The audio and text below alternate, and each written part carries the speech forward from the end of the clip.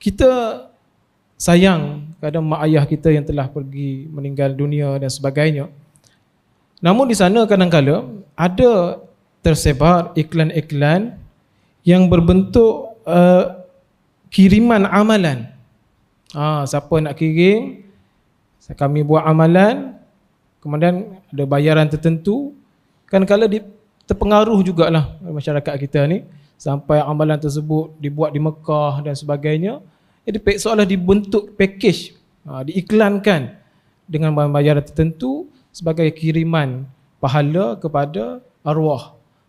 Jadi mungkin ada pencerahan sebaiknya daripada saya bersama. Terima kasih. Tuan-tuan, orang agama ni dia larang kita jual beli agama. Liyashtaruna bihi thamanan qalila. Allah marah ke ahlul kitab kerana dia menjual agama dengan harga yang murah. Dia fikir nak buat duit saja dalam semua benda, termasuk kadang-kadang termasuk sehingga benda-benda pahala pun seolah-olah dia boleh jual pahala dia bagi ke orang beli pahala dia. Dia semayang banyak-banyak, ni aku semayang sunat 2 rakaat dan semayang kan, bayar kat aku RM20 ataupun RM100, semayang tadi ambil kat hang. Macam tu dia nak buat. Manusia dia ikhtiar. Tu Nabi bagi tahu dalam hadis yang diriwayatkan oleh Abu Daud, iqra'u Quran wa salullaha qabla an ya'tiya zamanun an-nasu yaqra'una al-Quran wa yas'aluna qaumun yaqra'una al-Quran wa yas'aluna an-nas. Dalam hadis yang diriwayatkan oleh Abu Daud atau kama qala. Nabi kata baca Quran minta kepada Allah Taala. Sebelum datang satu zaman orang baca Quran minta kat manusia. Sebelum tu saya nak senggung sikit. Kadang-kadang orang tipu ni, kalau orang tu tipu jual nasi kandang ke, tipu jual barang ke, salah juga, berdosa juga. Tapi tak lebih teruk orang tipu guna nama agama. Saya tengok orang, contoh sebelum saya nak jawab soalan ni, di Mekah ada orang, saya tengok depan mata saya, satu orang ustaz lah, dia pergi ambil Quran, dia pergi kedai Quran, dia ambil Quran, tepi kedai Quran tu dia pegang Quran, dia tulis Quran wakaf di kedai Quran. Duit yang orang bagi kat dia beribu, kononnya suruh dia wakil beli Quran untuk bubuh wakaf di Masjidil Haram. Tuan-tuan tahu Masjidil Haram ni, Arab Saudi ni cetak Quran. Setakat nak bubuh Quran tu Arab Saudi, dia tak ada Quran dari orang lagi dia bagi. Ni dia kata wakaf Quran untuk Masjidil Haram. Pakatlah bagi duit lah kat makcik-makcik kita ni. Lepas tu dia bubuh dalam nama, satgi dia letak sebelah, dia bubuh nama orang lain pula. Kadang-kadang saya tengok, saya tanya dia, ente tak takut Allah? Dia diam di jalan. Orang wakaf kat dia, dia tak beli pun Quran tu, dia pergi kedai Quran tu.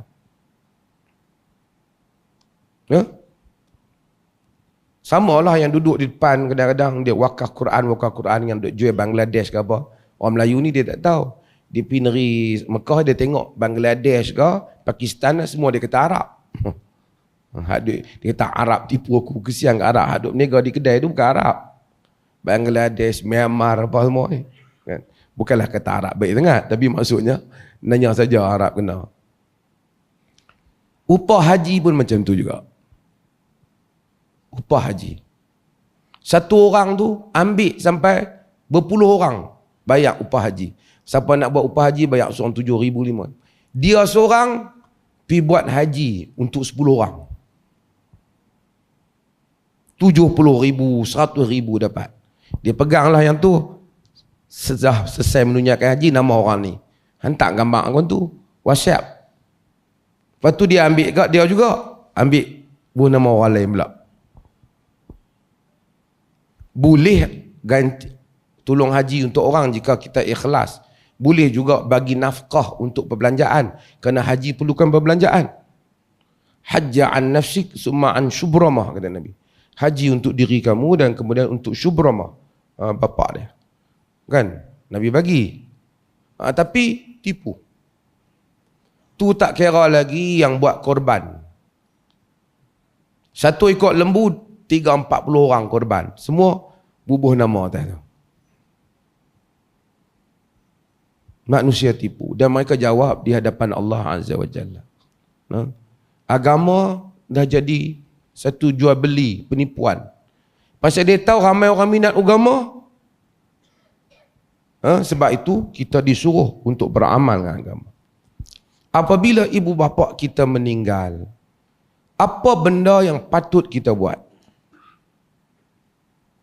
Kita kena doa. Kita ni bukan berurusan dengan satu toki syarikat yang kita tak apa kenal tak.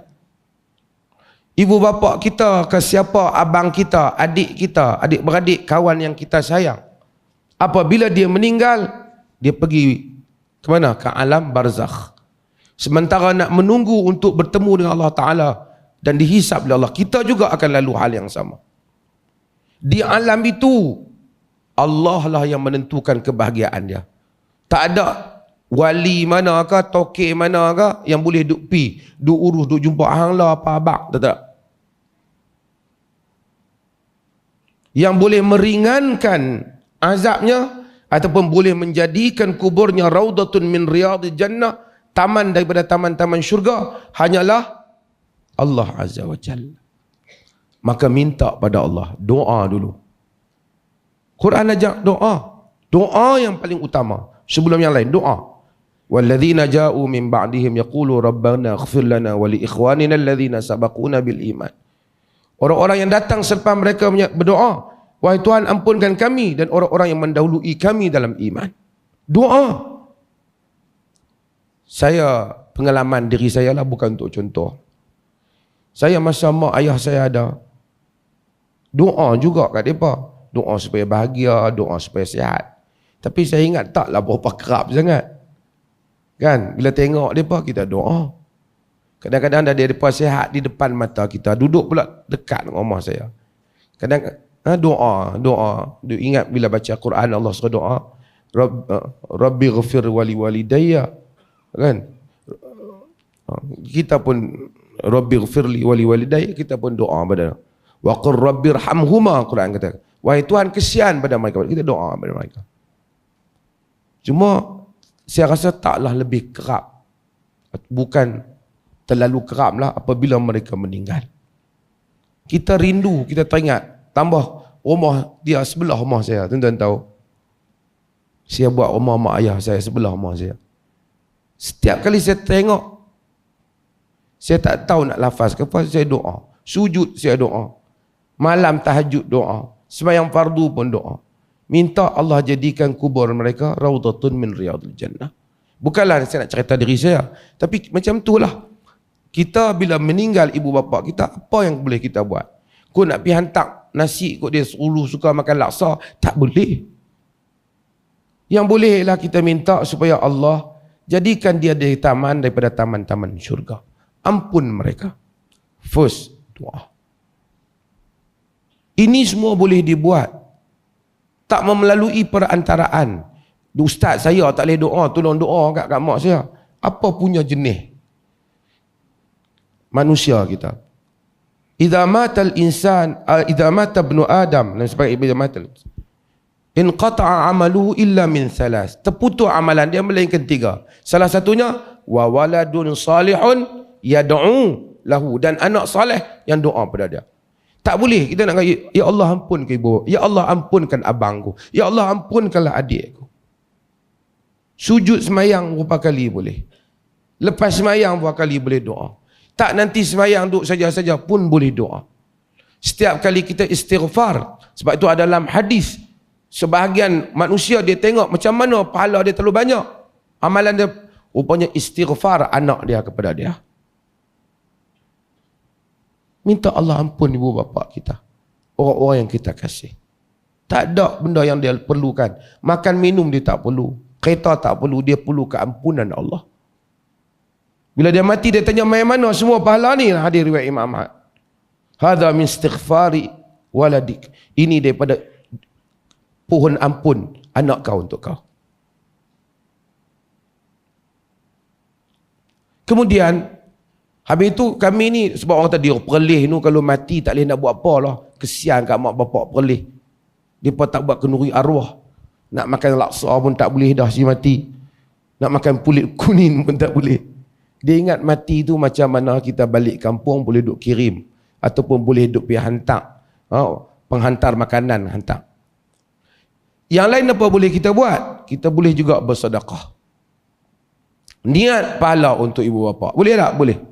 Berdasarkan hadis yang diriwayatkan oleh Imam Muslim, hadis Ubadah bin Samit dan selainnya, inna ummi matat uftutilat nafsuha. Adhunnu law takallamat tasaddaqat. Dalam hadis. Ibuku meninggal, aku rasa kalau dia cakap dia akan sedekah. Afa atasaddaqa anha? Adakah boleh aku bersedekah untuknya? Nabi kata na'am. Kamu boleh sedekah untuk dia. Jadi kita boleh sedekah, bubuh dalam tabung kau bagi kat orang miskin, ya Allah bagi pahala pada ibuku. Buat masjid, minta Allah bagi pahala pada ibu kita. Tengok orang susah, kita bagi makan, minta Allah bagi pahala. Boleh tak? Boleh. Boleh tak amalan-amalan lain kita buat, kita minta Allah bagi pahala pada ibu bapa kita ataupun mana-mana orang. Sebahagian hal ini ulama khilaf. Seperti bacaan Quran, boleh ataupun tidak. Kita baca Quran, kita baca Qul Huwallah, kita minta pahala bagi pada ibu bapa kita. Boleh kata tak? Khilaf. Qaul Imam Syafi'i, imam sendiri, seperti mana yang disebut oleh An-Nawawi dalam syarah Sahih Muslim, disebut oleh Ibn Kathir dan tafsir Ibn Kathir, Imam Syafi'i secara dia kata tak boleh, tak dapat. Dia kata Quran ada keberkatan, tapi adakah sedekah pahala tu ada? Tak ada. Tapi majoriti para ulama kelihatan menyatakan kalau dia baca Quran, dia minta Allah bagi pahala tu bagi pada si mati. Kalau Allah mustajabkan, sampai. Termasuk yang memegang pendapat ini ialah Syekhul Islam Ibn Taymiyah rahimahullah ta'ala. Jadi kalau orang tu baca Quran, lepas tu dia kata, ya Allah, pahala Quran ni bagilah pada adikku. Kalau Allah mustajabkan, sampai. Walaupun bab ni khilaf. Termasuk hal-hal yang lain. Cuma Al-Iz Al-Hanafi dalam syarah Al-Aqidah At-Tahawiyah, dia menyatakan dengan syarat, jangan diupah. Kalau upah artinya, kita amal untuk dapat duit. Siapa amal untuk dapat duit, dia tak dapat pahala. Bila dia tak dapat pahala, macam nak dia minta Allah bagi pahala? Ni buat sedekah. Siapa yang nak sedekah pahala pada ibu bapa dia, sila masukkan duit online. Dia buat macam kita pergi beli barang di Shopee ke apa ni. Ini semua golongan yang mengambil kesempatan menyalahgunakan. Bila kita kata, dia marah. Kita kata mazhab, tak bagi mazhab apa pun. Dia pergi cari qaul-qaul pelik, Al-Qadi Husain apa yang pelik-pelik tu. Supaya dia nak membolehkan apa yang dia buat. Kita kata tak boleh, dia kata hang Wahabi. Padahal qaul jelas imam-imam mazhab yang terdahulu yang menyebut hal ini. Sebab itu amal dengan kitab, dengan sunnah. Boleh. Kalau siapa nak baca Quran niat pada ibu bapa dia bacalah. Saya Quran tak apa lancak dah tu. Boleh tak kalau sebut subhanallah, astaghfirullah, Allahumma ghafir lil walidayya, Allahumma ghafir. Tak kata ya Allah ampun ibuku, ya Allah ampun ibuku. Boleh tak? Boleh. Ataupun kita buat Allahu akbar, Allahu akbar. Ataupun kita buat la haula wala quwata illa billah. Ataupun kita sebut la ilaha illallah beratus kali, ya Allah kalau ada pahala zikir ni bagi pada ibu saya. Boleh tak? Kalau Allah mustajab, boleh. Kalau tak mustajab, pahala tu duduk dengan kita. Pasal apa nak pergi duk cari online ni? Bagi orang tipu. Benda tu saya kata khilaf. Habis tu kalau nak sedekah, kau selalu sedekah kat dia lah. Ambil RM100 dah kita ada, bagi ke orang miskin. Ya Allah, berikanlah pahala sedekah ni pada ibu bapa aku ataupun abang aku, pada kawan aku. Boleh tak? Boleh. Hal itu disebut dengan sepakat para ulama mengenainya. Wallahu ta'ala.